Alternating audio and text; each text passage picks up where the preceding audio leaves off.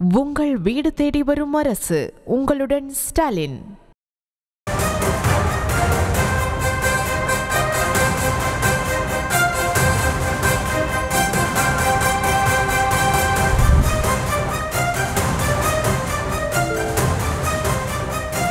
அண்மை செய்தியை பார்த்து வருகிறோம்.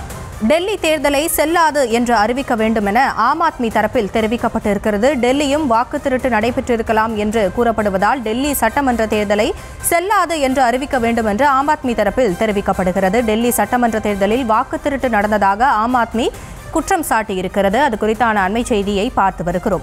டெல்லியில் நடைபெறும் பாஜக ஆட்சி கலைக்க வேண்டும் என்று ஆம் ஆத்மி தரப்பிலிருந்து வலியுறுத்தப்பட்டிருக்கிறது. விவரங்களோடு இணைகிறார் நமது செய்தியாளர் மதியழகன். மதியழகன், ஆம் ஆத்மி தரப்பிலிருந்து என்னென்ன குற்றச்சாட்டுகள் முன்வைக்கப்படுகின்றன? முழு விவரங்களை வழங்கலாம். வாக்கு திருட்டு நடைபெற்றதாக காங்கிரஸ் கட்சி, கம்யூனிஸ்ட் கட்சிகளை தொடர்ந்து தற்பொழுது டெல்லியில் ஆளும் வாய்ப்பை இழந்த ஆம் ஆத்மியின் இந்த குற்றச்சாட்டை முன்வைத்திருக்கிறது. டெல்லி சட்டமன்ற தேர்தலில் வாக்கு திருட்டு நடைபெறுவதாக ஆம் ஆத்மி கட்சி குற்றம் சாட்டியிருக்கிறது.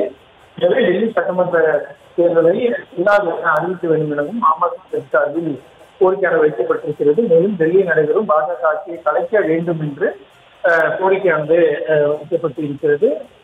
தொடர்ந்து 10 ஆண்டுகளுக்கு மேல் ஆட்சியில் இருந்த அரவிந்த் கெஜ்ரிவால் கடந்த முறை நடைபெற்ற தேர்தலில் பாஜகவிடம் வெற்றி வாய்ப்பை இழந்தார். கெஜ்ரிவாலும் தோல்வியுற வேண்டிய ஒரு சூழல் அங்கு ஏற்பட்டிருந்தது. தற்பொழுது அங்கு பாஜக ஆட்சி சுமார் 20 ஆண்டுகளுக்கு பிறகு நடைபெற்று வரக்கூடிய நிலையில் கடந்த சட்டமன்ற தேர்தலின் பொழுது வாக்கு திருட்டு நடைபெற்றதாக தற்பொழுது ஆம் ஆத்மி கட்சி ஒரு குற்றச்சாட்டை முன்வைத்திருக்கிறது. எனவே பாஜக ஆட்சியை கலைக்க வேண்டும் என்ற ஒரு கோரிக்கையும் முன்வைத்திருக்கிறது. அதே போல ஏற்கனவே ஒடிசா சட்டமன்ற தேர்தலிலும் வாக்கு திருட்டு நடைபெற்றதாக பிஜு ஜனதா தள கட்சி கோரிக்கை ஒரு குற்றச்சாட்டை முன்வைத்திருந்த நிலையில் தற்பொழுது அடுத்ததாக மற்றும் ஒரு பிரதான மாநில கட்சியான ஆம் ஆத்மி இதே போன்ற ஒரு குற்றச்சாட்டை முன்வைத்திருக்கிறது. இது ஏற்கனவே காங்கிரஸ் மற்றும் கம்யூனிஸ்டுகளை தொடர்ந்து பிஜு ஜனதா தளத்தை தொடர்ந்து தற்பொழுது ஆம் ஆத்மி இதே போன்ற ஒரு குற்றச்சாட்டை முன்வைத்துள்ளது குறிப்பிடத்தக்கது.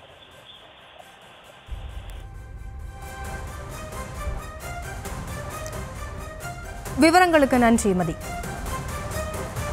உங்கள் வீடு தேடி வரும் அரசு. உங்களுடன் ஸ்டாலின்.